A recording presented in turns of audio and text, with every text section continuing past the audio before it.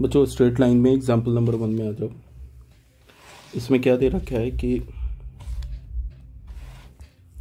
हमारे पास क्या बोल रहा है, find the slope of the line. Line का स्लोप निकालना है passing through the point 3, -2 and -1,4। तो हमें लाइन का स्लोप निकालना है जो इन दो पॉइंट से पास कर रहा है। ठीक है, तो ए पार्ट में आ जाओ। पहला पॉइंट क्या है, पहले पॉइंट को हमने ए मान लिया, इसका कोऑर्डिनेट क्या है 3, -2। एंड दूसरा पॉइंट क्या है, दूसरा पॉइंट है बी, इसका कोऑर्डिनेट क्या है -1,4। ठीक है, तो दो पॉइंट से पास करने वाले लाइन का स्लोप क्या होता है। अगर मैं बोलूँ स्लोप ऑफ ए बी का स्लोप क्या होगा, तो ए बी का स्लोप हो जाएगा ∂y/∂x, difference of y coordinate upon difference of x coordinate. तो y कोऑर्डिनेट का डिफरेंस ले लो, -2 -4 अपॉन 3 माइनस ऑफ -1, तो क्या हो जाएगा ये -6/4, क्या हो जाएगा -3/2। तो ये आंसर हो गया। अब सेम वाला सेम ही जो इसका बी पार्ट है ये भी सेम है, इसमें सिर्फ क्या है पॉइंट का कोऑर्डिनेट डिफरेंट है। ये तो एक्चुअल में पहला पॉइंट तो तीनों में सेम है, सेकंड पॉइंट का कोऑर्डिनेट डिफरेंट है, तो ये तीनों पार्ट कर लोगे। इसका जो डी पार्ट है ना उसको देख लो। डी पार्ट में क्या बोल रहा है, डी पार्ट में बोल रहा है कि find the slope of the line making inclination of 60 degree with the positive direction of x axis. हमें एक लाइन का स्लोप निकालना है जो एक्स एक्सिस के साथ इंक्लिनेशन क्या उस लाइन का 60 डिग्री है। मतलब कि अगर ये हमारा कोऑर्डिनेट एक्सिस है ना, तो ये अगर एक्स एक्सिस है तो एक्स एक्सिस के साथ इंक्लिनेशन है लाइन का 60 डिग्री, ये 60 डिग्री एंगल। तो स्लोप क्या होगा, इसको हमने लाइन एल मान लिया, तो स्लोप ऑफ द लाइन क्या होगा, slope of the line L, L line का स्लोप क्या होगा tan 60 डिग्री। tan 60 डिग्री का मतलब क्या हो गया √3, तो ये आंसर हो गया। ठीक है ना बच्चों। क्वेश्चन नंबर 2 में क्या बोल रहा है, इसमें एग्जाम्पल 2, इसमें बोला find the angle between two line, sorry if the angle between two line is π/4। दो लाइन के बीच का एंगल क्या गिवन है π/4 and the slope of one line is 1/2। एक लाइन का स्लोप क्या गिवन है 1/2, find the slope of the other line. कहने का मतलब है कि एक दो लाइन के बीच में एंगल क्या गिवन है π/4, एक लाइन का स्लोप है 1/2, तो बोल रहा है कि find the slope of the other line, दूसरे लाइन का स्लोप निकालो। ठीक है, तो एंगल बिटवीन द लाइंस क्या गिवन है, एंगल बिटवीन द लाइंस के बीच का एंगल क्या गिवन है ये π/4, और π/4 है कैसा एक्यूट एंगल है, ये क्या हमारा एक्यूट एंगल है ना। उसके बाद क्या गिवन है, एक लाइन का स्लोप भी गिवन है 1/2, तो बोला दूसरे लाइन का स्लोप निकालो। तो हमने मान लिया कि लेट द स्लोप, हमने मान लिया कि let the slope of the line, let the slope of the line be m1 and m2। हमने मान लिया कि m1 और m2 दोनों लाइन का स्लोप क्या है m1 एंड m2। तो m1 क्या हो गया हमारा, m1 हो गया 1/2 एंड हमें m2 फाइंड आउट करना है, दूसरे लाइन का स्लोप निकालना है। तो अकॉर्डिंग टू क्वेश्चन के अनुसार tan थीटा क्या हो जाएगा बच्चे, tan थीटा हो जाएगा मॉड ऑफ,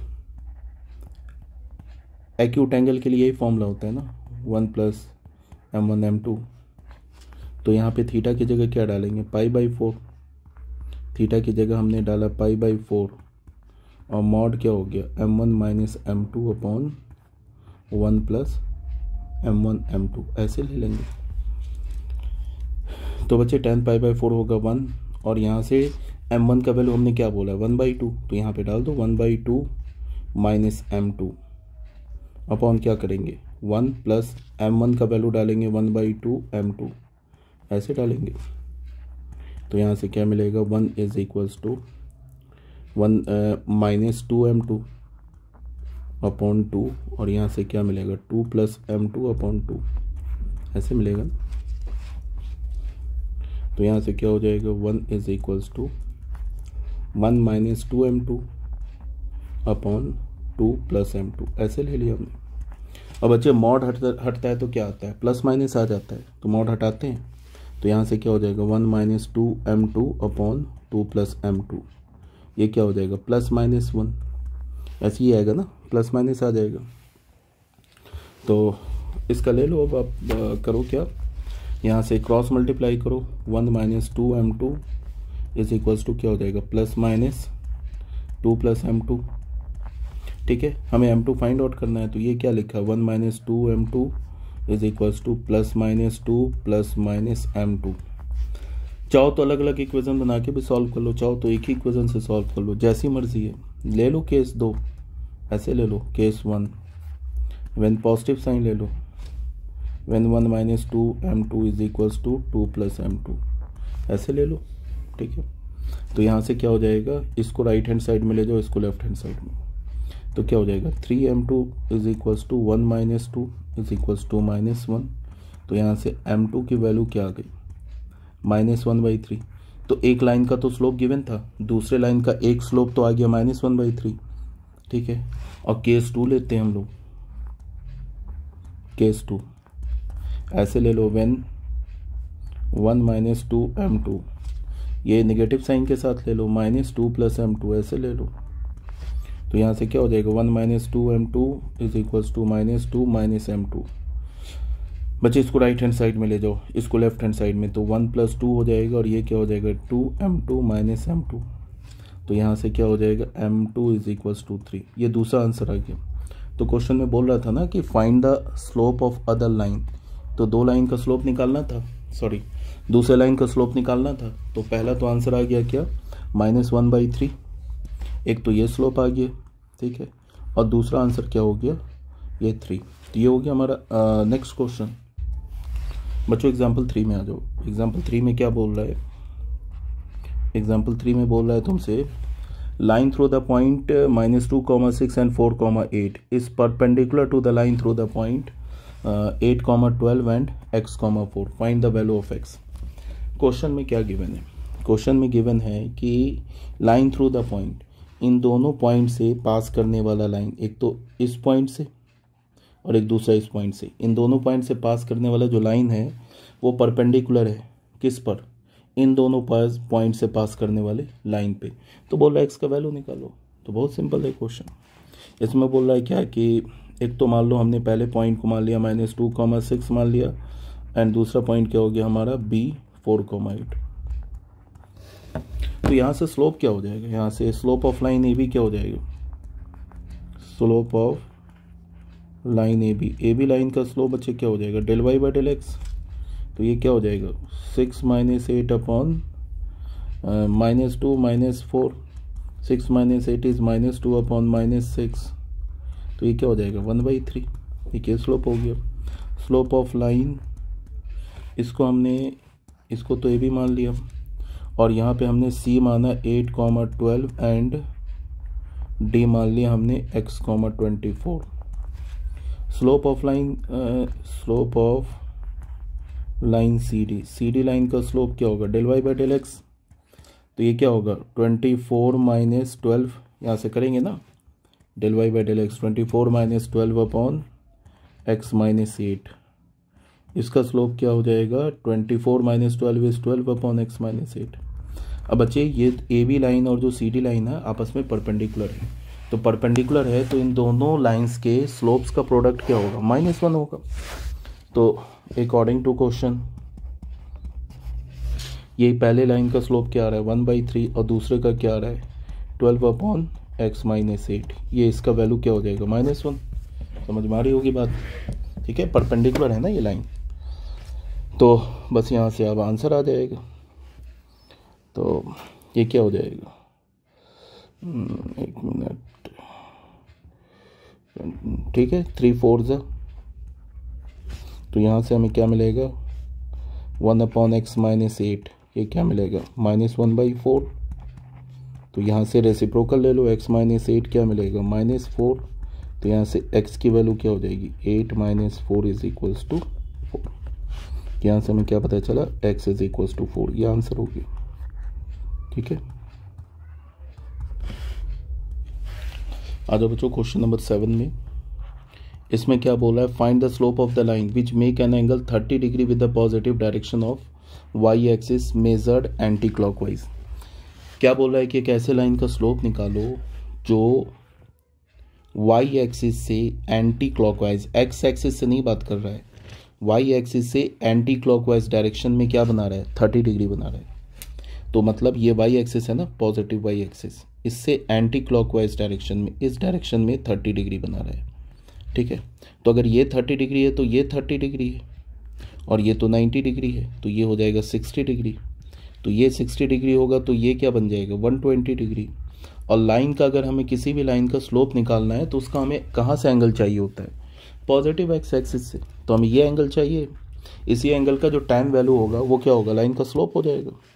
तो स्लोप ऑफ द लाइन क्या होगा, slope of the line, line का स्लोप क्या हो जाएगा, ये tan 120 degree, 120 degree. tan 120 degree को क्या लिख सकते हो, tan of 90 degree plus 30 degree.